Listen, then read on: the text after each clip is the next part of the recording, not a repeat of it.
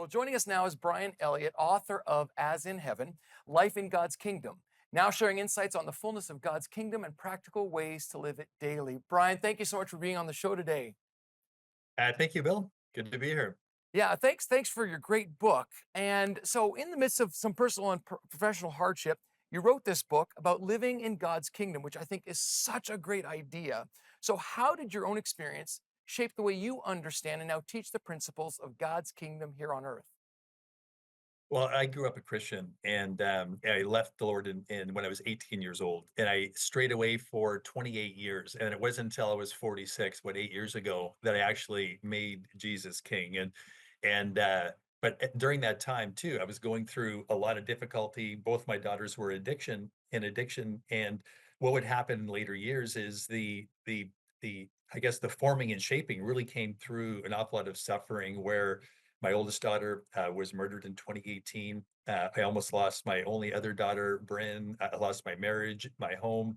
I went through, various difficulties on the financial side, where I experienced pretty much a crumbling in finance and in business, and even a corporate lawsuit on top of all that. So there was this kind of a culminating of all these things. But what happened was, in the midst of all that, the I was experiencing the peace and joy of God's kingdom, um, and I didn't know what was happening at the time, but the even in the midst of the darkest of situations, I was experiencing something otherly. And one of the things that, if I look at the Beatitudes, it says, blessed are those who are poor in spirit, blessed are those who mourn.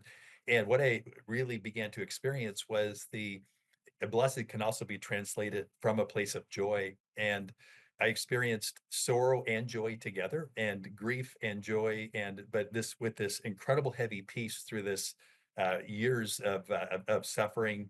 And so really, I didn't know at the time fully, but I was there was the kingdom was actually I was experiencing that was above the circumstances on earth. And then this revelation of the kingdom began to grow within me in future years, and then all of a sudden this book, As in Heaven, began to emerge. Yeah, well, and I think so many of our viewers can identify, obviously, with the pain that we see and experience in our world.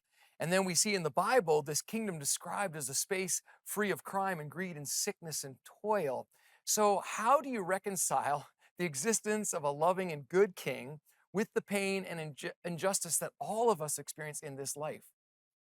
Yeah, I mean, it obviously wasn't God's design originally, but the fall of man. I mean, a lot of things happened, as we know. And if we look at Isaiah 61, that the Spirit of the Sovereign Lord is upon us, and we're anointed, good news to the poor, and bind up the brokenhearted, and to release from darkness its prisoners. And it goes on to rebuild and restore places long devastated. So what we need to expect is that as we move in the realm of the kingdom, these things will be drawn to us, but it's all into restoration and redemption. So and for me, just beginning to experience that in my own life. So I experienced an inner transformation, which obviously ongoing, and then I saw that outwardly being expressed, and then it began to draw others into it, and I began to experience a whole rest that I didn't know was possible, and began to understand that rest in God, what does that really mean? It's bringing us to the end of self-reliance, the end of performance-based living, and you're moving into the finished work of Christ, which is beautiful, and understanding there's nothing we can add to the righteousness that Christ has bought and paid for us. And then there's an incredible freedom in that. Then we can begin to rest into the faith. And what I've seen too is I've seen over and over and over again where adversity, trials, tribulation, suffering is converted and transformed into testimony. So it happened in my life, multifaceted. Now I'm seeing it, the outworking of that continuously, and God's goodness is so prevalent, even in the darkness. Like He's always with us, and I also learned that I went through periods of disappointment when you're doing a multi-year suffering where it's not how I would have ever scripted it, but I get to experience His goodness in and throughout it, and also that all the disappointment that I faced in it, I realized that it was never a disappointment with God. It was always had something to do that was in me that God was refining. Yeah, and so I think that's so helpful. I think you're right. It starts with a perspective, an alignment. But maybe there's people watching and they're going, "Yeah, I really want that in my life. And I don't want the suffering to rule and dictate my mind. I want the kingdom of God." But what are some practical things that you learned in your journey that really helped you just every day put this into real practical practice?